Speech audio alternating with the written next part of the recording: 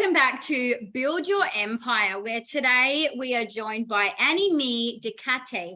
And I'm pretty sure I got that amazing, gorgeous name correct. And Annie, thank you so much for being here. I know you have an amazing story to share with us about business and your journey and what it's all looked like for you. So I would love for listeners to be able to get a bird's eye view of how it all started for you. I know that you speak about the leadership, the accountable ethos, which I would love for you to share more today about what that looks like. But I know that you really pride yourself on mentoring people, a simple philosophy, that can be adopted for anybody when they desire to own their life. And I know that most people that step into business, that's kind of what they're looking into doing, right? Absolutely. Thank you so much for having me. I really, really appreciate you contacting me and asking me to be here. And I definitely believe, that accountable ethos is the solution to basically all the problems that you have, not only in business, so also in relationships. Yeah. And as we all know, business is relationships.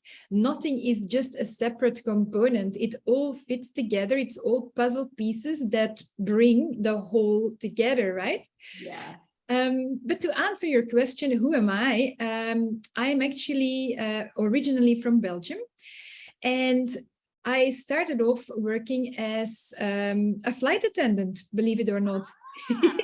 Perfect. It does suit you. Now I'm looking at you. I'm like, yes. 2 doors at the front, 2 overwing exits. Exit out the back. Exactly. And believe it or not, all these areas that I've worked in have really played a part in where I am today. And I think I would like to say that for all the listeners as well, nothing is wasted time. Nothing is a wasted relationship.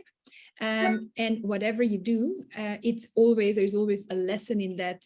And I know that you are a big fan of Tony Robbins as well, and so am I. And he says that as well, life happens for you, not to you.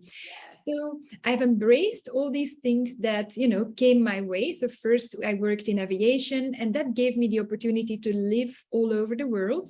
So in the US, all over Europe. Then I made my way. I lived in Africa briefly as well, which gave me an insight of poverty. And we have choices. That's also something that I want to share, and I think that's a huge thing for people in business or whatever the problem is. We have choices because we live in a first world country, and sometimes we might not see that we have choices. It looks like we are completely stuck, but if you are in a third world country, you don't really have that many choices. Yeah, that's right. And so then I made my way to Asia, and there I worked in sales and staff training. And then I accidentally came to Australia, and I loved it. And I thought the energy is right. Yeah. And also, as Australia is, having seen the world, Australia has so many opportunities for business. It's incredible, Yeah, wow. That's so amazing. So probably listeners can hear my phone going off. I literally just threw it across the room because I was like, I can't turn it off. And people always ring at the most amazing times, don't they?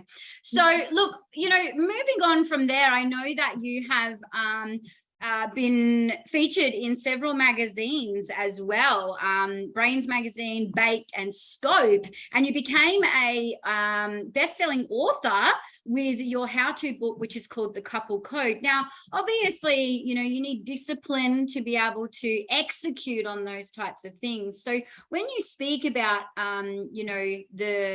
the accountability that we need, how do you feel people can work on that? I know the difference between somebody having the success and not is usually the doing. It's the doing, the do in between. What sort of, information or what sort of feedback could you give for people listening that are struggling to do the do every day? Well, it's an absolutely fantastic question. I love it. Well, it starts small. And I would say, look at all areas of your life, as in what is the biggest issue, and always work on your weaknesses. I mean, I really dislike that word. It's actually improvement areas, right? Because when you go to a job interview or you hire people, I'm always mindful when I hire a team member, you know, I don't really say, what are your weaknesses? What are the things you want to work on, right?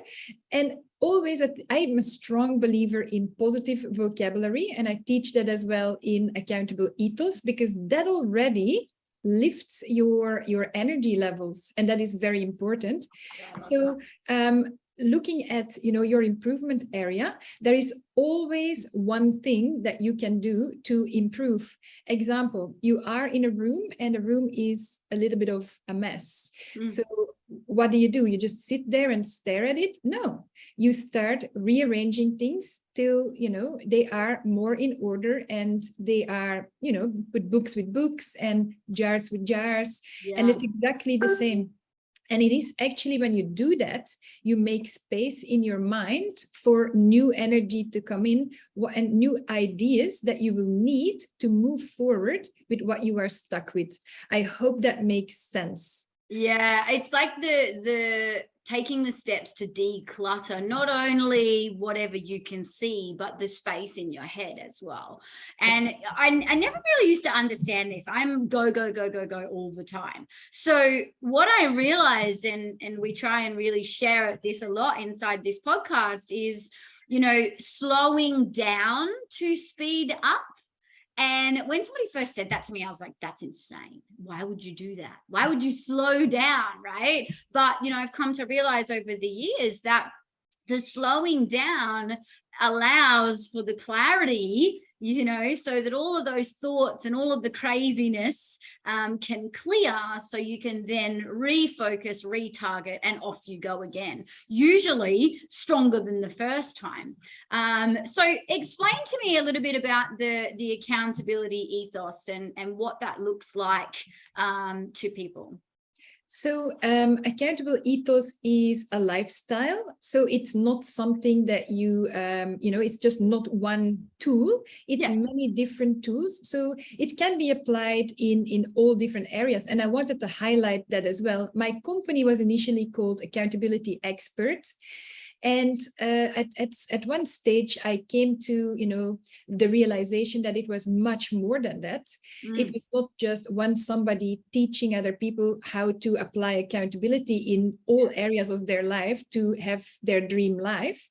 It was a philosophy that can be, you know, adopted by anyone that is willing to improve in, for example, health, in business.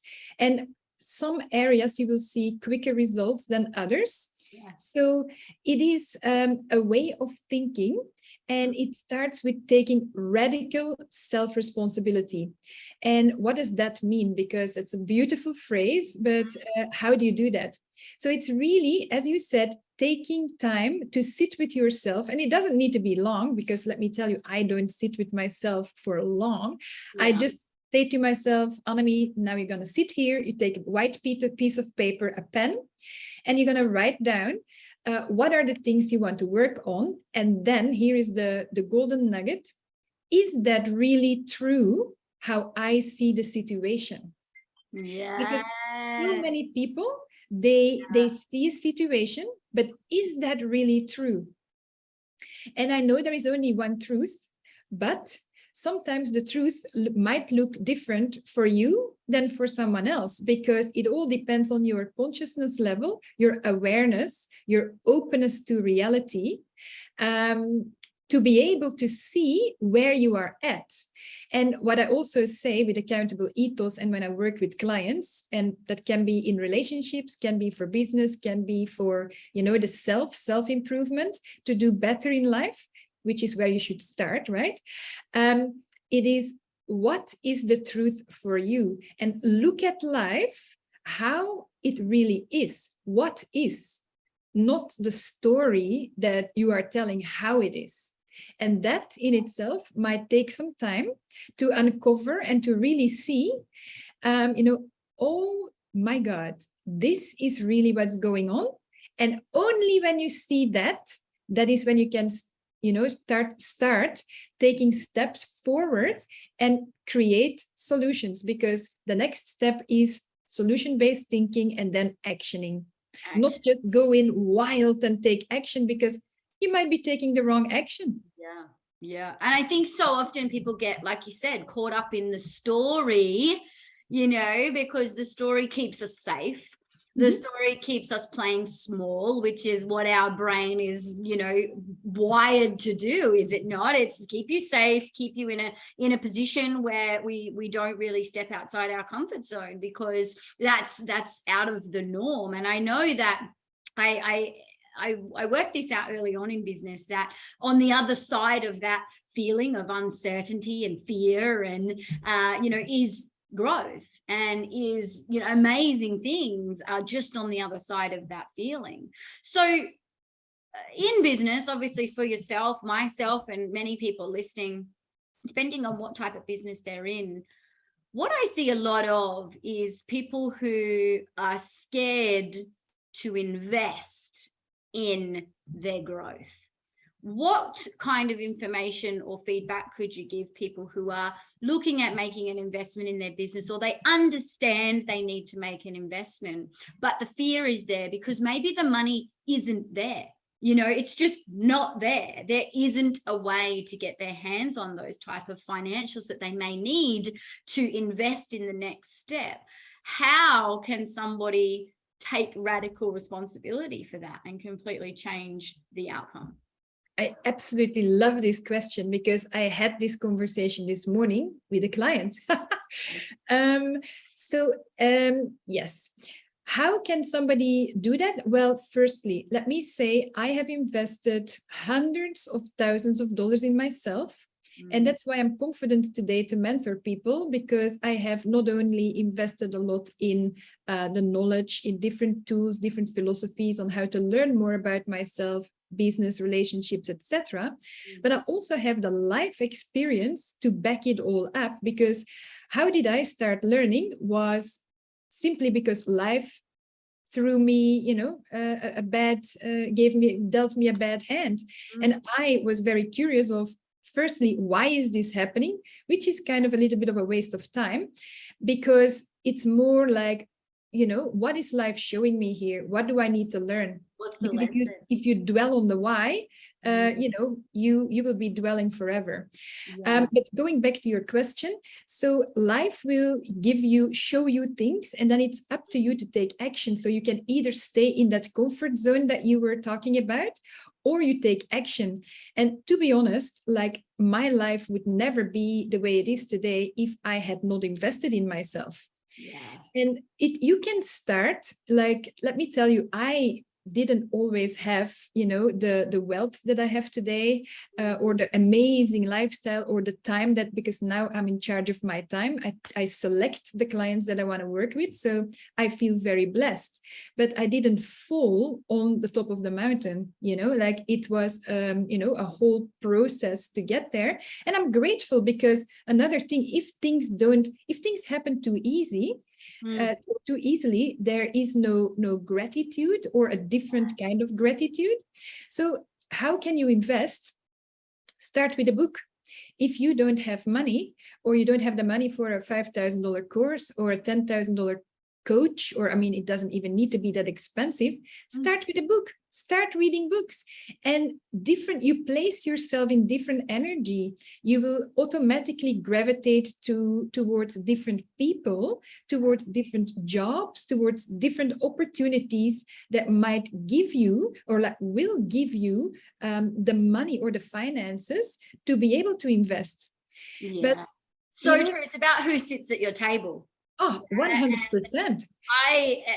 One of the moments, I think, for me in business was, what I thought was a hand that had been dealt to me that literally brought me to my knees, but ended up being one of the best gifts. And some people that I loved so dearly were ripped out of my life. And, you know, for a while there, I was like, oh my God, you know, how could somebody do that to me? Blah, blah, right? Blame, shame, justify, victim mentality. And I remember somebody saying to me, and still to this day, I cannot remember who said it. It was like it was one of those people that came in, breezed in, said what they needed to say, and that was it. And she said to me, Mel, these people can't go where you're heading. And I thought, wow. Now, looking back on something like that, I just think, geez, that's exactly why I stayed in that mindset for so long, was because I was playing small, if you will, with who was sitting at my table due to loyalty. And I think this is something that I see a lot of, and you can probably back this as well, is that a lot of people, due to loyalty, will listen to what everybody else has to say. And that will then help them, or, you know, that will then hinder their next decisions. And, you know, I'm going to put it out there. Some people are going to have a go at this, but it's in a lot of cases husbands. Yeah.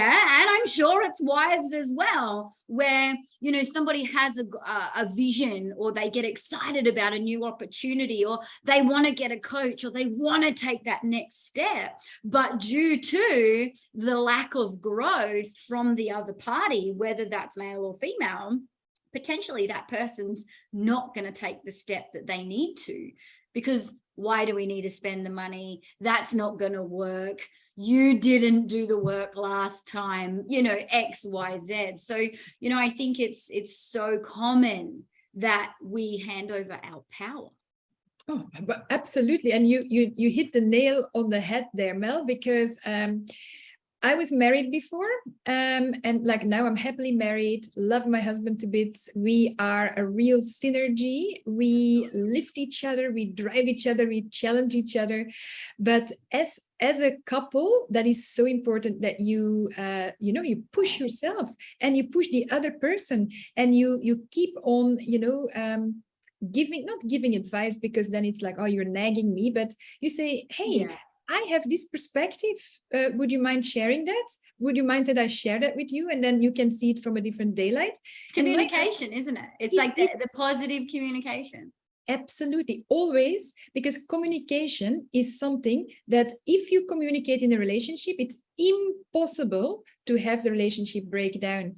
But in my first marriage, I was actually, and I've never really said that in a podcast or said that ever. Oh, we love the juicy stuff. We love it. I stayed in that marriage because to me, integrity is such an important, it's actually one of my core values. And I had promised this man that I would be with him through good days and bad days, and, all the blah, blah, blah that we say. Yes. And then I was thinking, I cannot leave, because then people are going to think, oh my God, this woman is a liar. Yeah. But I was in such a bad state, physically, mentally, and emotionally, that I knew if I did not leave, it would probably be another 2 years for me, and I would not be on this earth anymore. And I knew that I had so much more to give. Yeah. So I broke my promise and I left. And that is where my self-development journey started. And do you think you broke your promise, or do you think you stopped buying into the story? Absolutely. It was just a story, because the promise I made was to stand behind my integrity.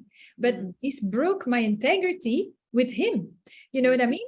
So my own integrity, I was standing in my power, because I didn't want to be, faking it that my relationship was amazing, because who am I then as an example for society? Exactly. And I feel that on so many levels. And, I think raising daughters at the moment, for me, this is definitely, something that is hard, because you don't want to show them to settle, but you also don't want to show them, you know, that you're going to meet several people, right? So there's this dance that kind of has to happen between, like you said, standing in your power for what it is that you want and what it is that you stand for, and the type of person that you want to attract into your life, you know, compared to it going the other way. So, you know, I think there's so many lessons that we don't see in the moment, you know, but other people look at it differently. And the day that I stopped caring what people thought was the day that I took all the power back. And still to this day, you know, it doesn't matter to me what people say or how they say it, or, you know, because most of the time it's a reflection on themselves and what they're going through. So I know that a lot of people struggle with, you know, business and the daily happenings of business, because we were born and bred to think that business is hard. You work hard for money.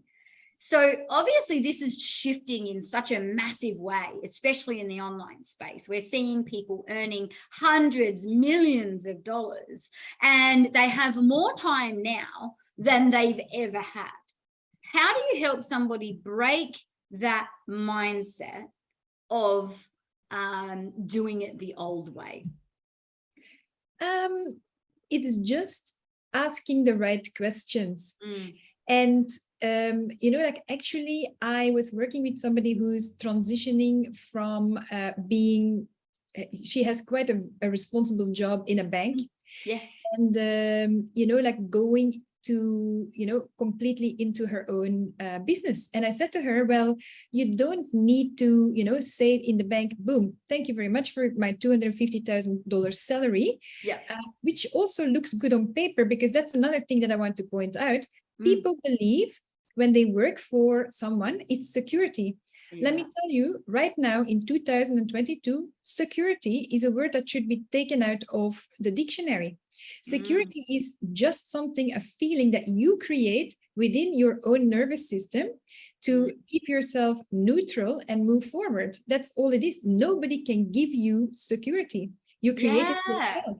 Yeah, but you know, it's even funnier because I think often our sense of security actually isn't even our own.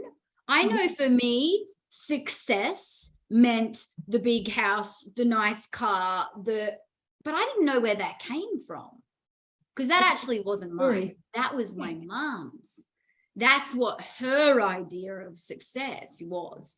So isn't it funny that even probably some of the traits that we're carrying around of the thought patterns that we're running of what success looks like, it's not even ours, but we still stick to it.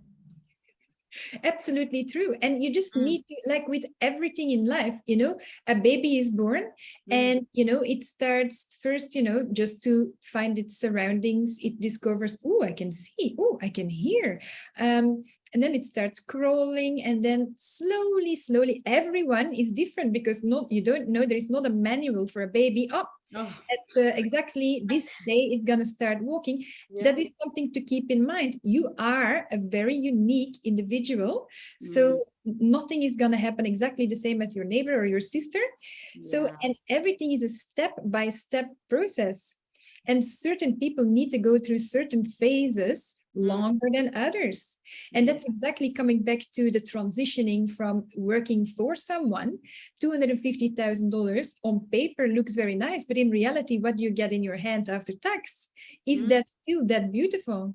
And then, you know, like if you slowly start with your business, then your business will build. And because you still have the confidence of the money coming in through the job, and then you build your business and you can see that growing, and you build that out, you can drop the working for someone, and then you have your own business. You're in charge. You work whenever you want.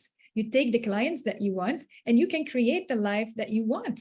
Yeah. And there's that moment, isn't there, where, you know, I liken it to a seesaw, where it's like it's going to go one of two ways depending on the commitment and the decision. And, you know, the word decision meaning to cut off from all other options. And I think, you know, the difference between people making the dive and not is that in a lot of cases, you know, it may be, you know, a couple situation where there's security from his job, right? Which there's not enough pain for someone to make that jump or that transition sometimes. And, Well, you know, I absolutely. think some of the most amazing things have come from some of the hardest decisions that I've had to make. And I'm sure for you as well, you know, leaving a marriage despite your, you know, your integrity.